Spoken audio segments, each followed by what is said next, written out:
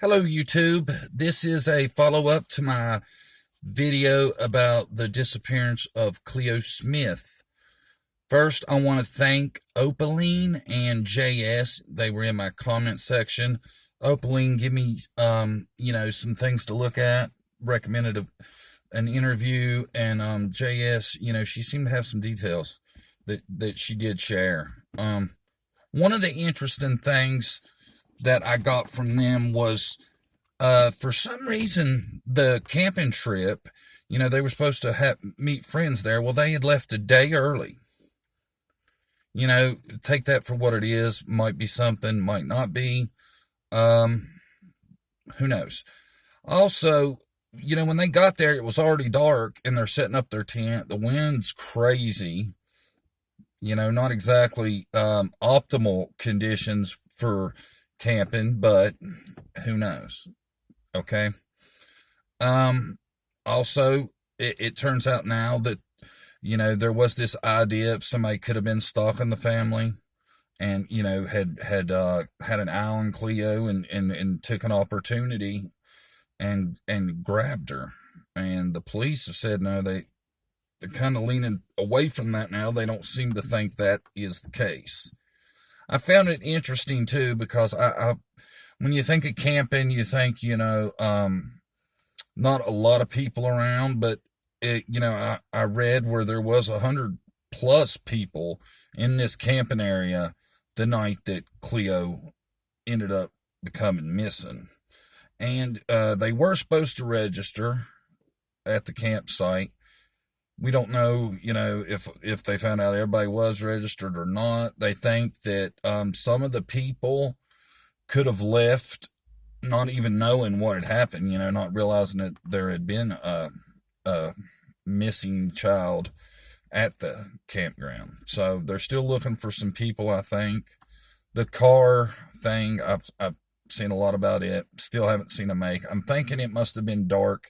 They just seen this car pulling out of where it led into the campground. So I don't think they have a really good idea of even what kind of car it was.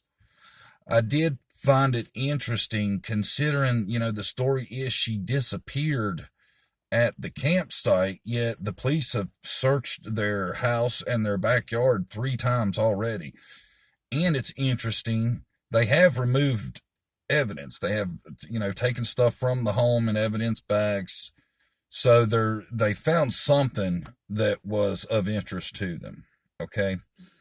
And, also, it's really odd, the circumstances. That's all I'm going to say. You're thinking you're in a tent. Now, I've seen some pictures, but I haven't seen anything that verified it was the actual tent. But if you hear the mother speak, she talks about looking in to where they were sleeping like it was one of these bigger tents that have a separation in it. And I just wonder if the Cleo was near the door and the parents were, there was, a closure, and then the parents were on the other side. That would be one of the very few ways I could see somebody actually being able to pull your kid and her sleeping bag out of the tent without you knowing it.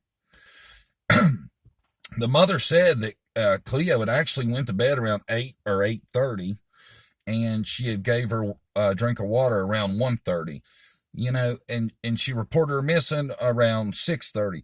So, she reported her missing pretty much 10 hours after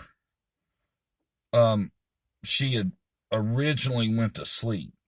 Now, to me, my little girl, if she goes to bed at 8:30, she is going to be up at the crack of dawn. She never goes to sleep that early.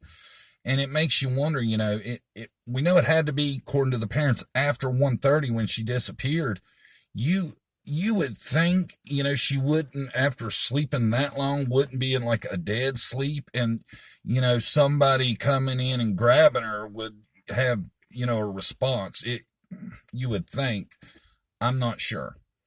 Now, those are all the details I find pretty relevant.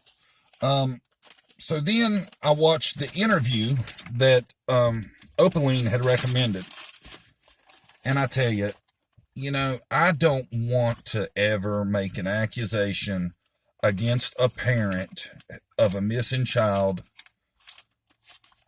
and be wrong. I really don't. But I'm not going to make that accusation either. But after watching the interview with her mom and her stepfather, it was really, really awkward. If you watch the video, and the video I'm talking about was an interview with the news.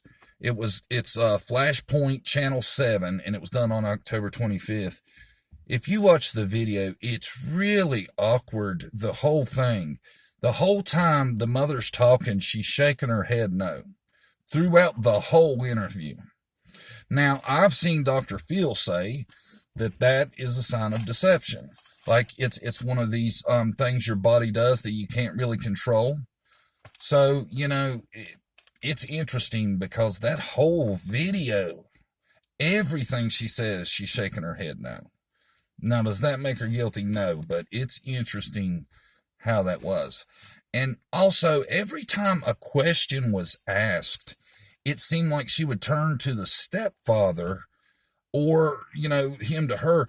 Every time they answered a question, they looked at each other almost like, are you going to answer this? Should I answer this? Is that right? Is that what I should have said? It was really, really awkward how they acted throughout the whole interview. And, like at one point she was saying I can't remember the exact question, but she was saying it's just terrible. It's terrible. That could be a normal response, but like I said, they say that is a way to detect somebody not being completely truthful. Now, the interview, like I said, it really, it made me feel bad about the parents. And the police have said that the parents have been ruled out. Are the police saying that because they don't want them to shut down and not answer questions and things like that? Could be.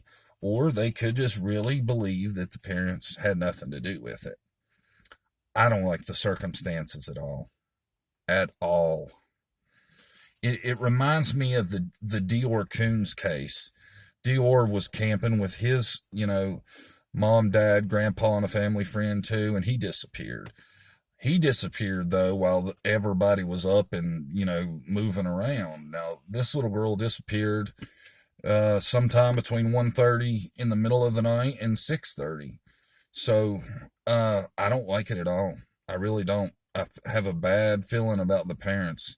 And one last thing I want to say is, this turned the stepdad, it's not Cleo's biological dad.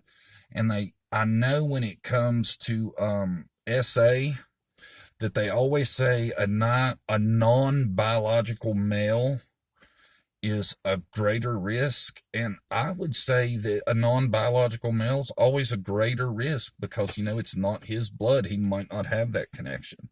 Now, I know they have a child together, but Cleo's not that child. So it's really suspicious. I'm going to keep looking into it, seeing if there's anything new out. Hasn't been a lot said lately. I did want to add, though, because I want these kids found. I want help. That there is, the Crime Stoppers number to call if anybody knows anything. It's 1-800-333-000.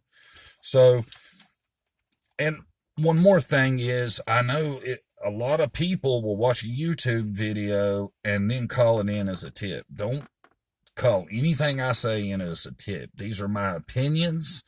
I'm only passing on information, and everything I know is widely available to the police. So please do not use one of my videos to call in a tip. That's it. Thank you.